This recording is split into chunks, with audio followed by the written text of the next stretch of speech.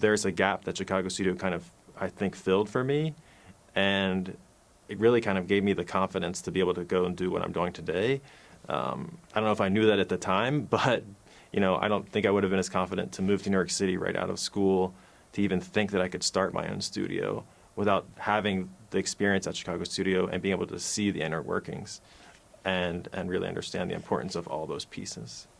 It opens to your eyes to what the world looks like after school. I think a lot of times that can kind of get lost, but having that in the back of your mind saying, okay, I've been through that, I know what the end looks like, I'm looking forward to that, I think that's meaningful as a student. And then in the long run, as a professional, knowing that a lot of what I am today is because of the studio. I feel like I found my voice there. My experience with architecture really started at Chicago Studio, and everything that I've done past that point has been a link or a relationship that I made from Chicago Studio.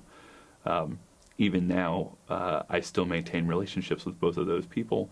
I still have many friends that are in Chicago, and yeah, it was just an amazing thing to realize that the relationships that you build, sometimes it takes 10 years of cultivation to really be able to work on a project together, but they also become your mentors, they become your advisors, they become your friends, they become your confidants in a lot of ways. And I think I've been able to take a lot of risks in my life because I've had such great mentors that I can go back to and ask questions and understand how they made their career choices and how that can help impact me too.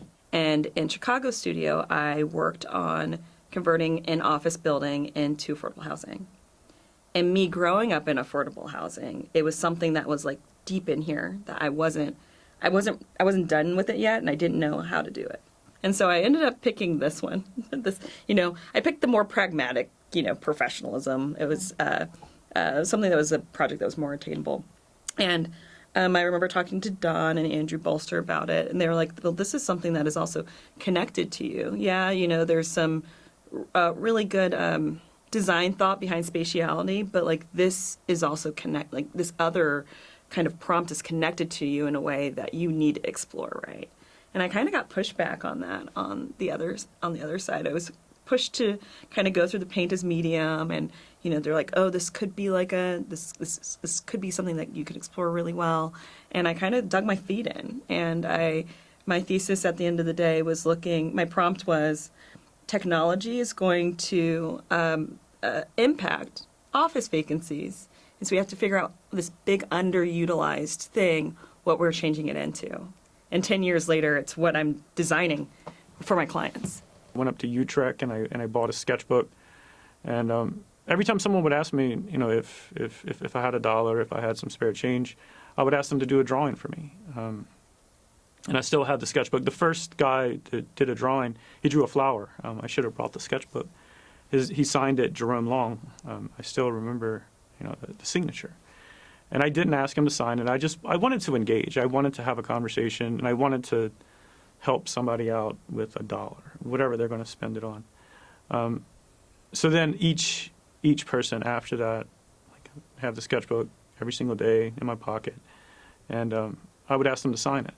And so now I have this amazing sketchbook, and I can remember just about every single one of those individuals, like what we talked about, where we were at.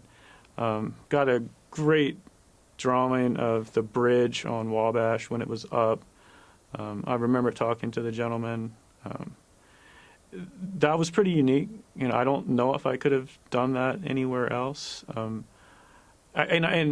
And people started to know me, which was funny.